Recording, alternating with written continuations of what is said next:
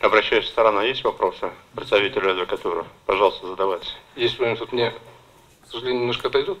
Вот мне сказали, что было у меня 7. В суде сколько рассматривалось вообще? Мне там по одному только рассматривалось решение. Почему 7 говорит? Если суд позволит, это выходит немного за рамки нашего предмета, Ну, но я отвечу. Аппарат комиссии по Сейчас, этике... секундочку, подождите. Конечно, вы в своем выступлении затронули, в связи с чем Токтаматов был лишен лицензии, но это не входит в предмет нашего рассмотрения, и я этот вопрос снимаю. Поэтому по этому вопросу вы можете потом отдельно разобраться, но не в рамках нашего судебного разбирательства. По предмету вашего обращения, если есть вопросы, пожалуйста, задавайте. Тогда другой вопрос. Статья 2 закона адвокатуры. Адвокатура – это самоуправляемое профессиональное сообщество адвокатов, основанное на обязательном членстве в нем адвокатов Кыргызской Республики, создаваемое на основе общности профессиональных интересов, призванные выражать, защищать их интересы, содействовать повышению квалификации. Вы это поддерживаете? Да, конечно. И в этом отношении ваше обращение было после того, как вы лишены лицензии, были от 2 февраля 2017 года. Есть еще вопросы? Обращайтесь.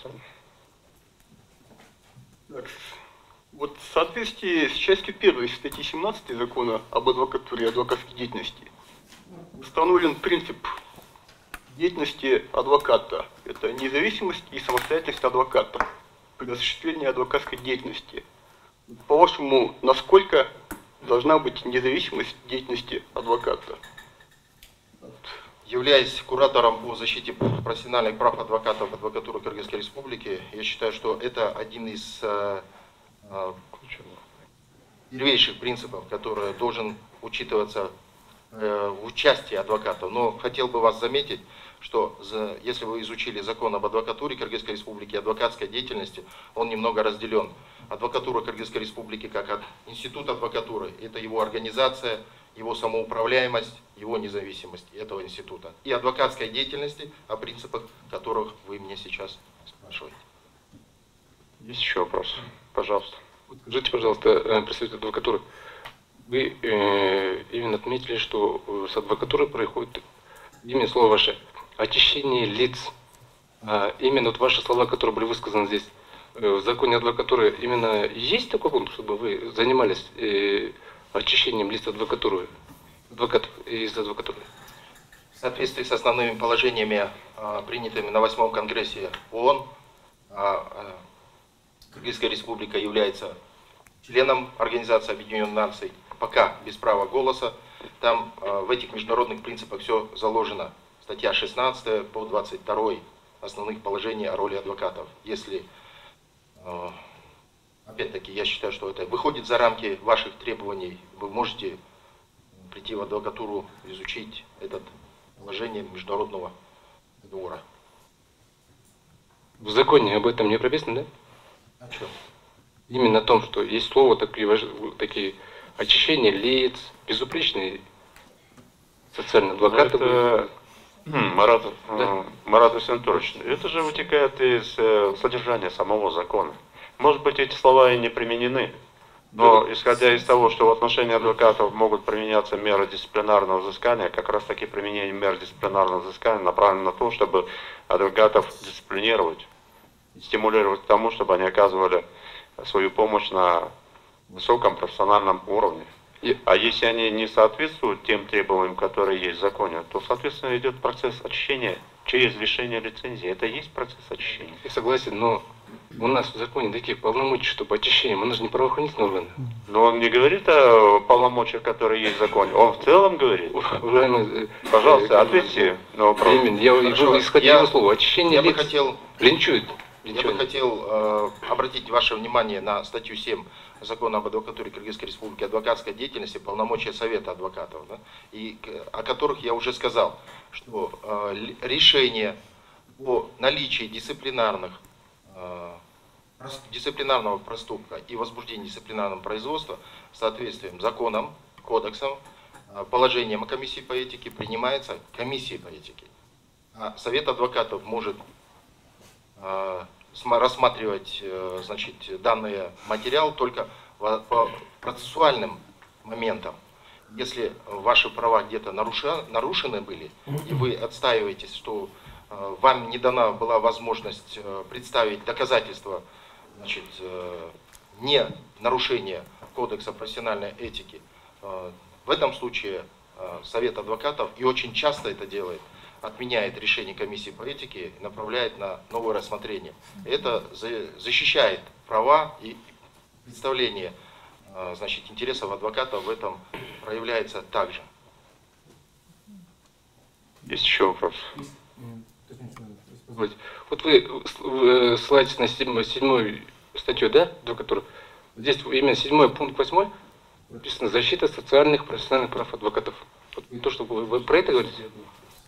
Я говорю о всех полномочиях, и там полномочия вы уже на судебном заседании в Первомайском суде задавали. Профессиональные права вы не определили, какие профессиональные права могли быть нарушены ваши, как адвоката, при лишении лицензии. Еще хотелось бы добавить, если можно. Достаточно. Спасибо. Есть еще вопрос? Нет? Пожалуйста, последний вопрос. Вот скажите, пожалуйста, представитель адвокатуры, вот человек, который вложил по единовременно 20 тысяч сомов в преступлении, да? Вопрос снимается. Уже это именно касается после лишения дальнейшей его судьба, этих денег, которые было приобретено имущество. Это... Вопрос снимается. Я вам еще раз говорю. Вопрос снимается. Вы оспариваете пожизненное лишение лицензии. А при чем тут 20 тысяч сомов и ваши взносы, которые вы внесли, будучи адвокатом? Анатолий Спекович, есть вопрос? Коллеги, есть вопрос? Сергей Иванович, пожалуйста. Позиция понятна.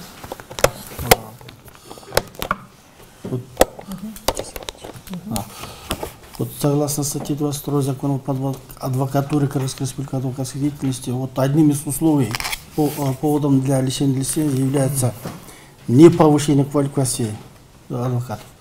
А как вы на практике следите за тем, каким образом они повышают квалификации, повышают ли вообще, или как часто повышают? Спасибо за вопрос.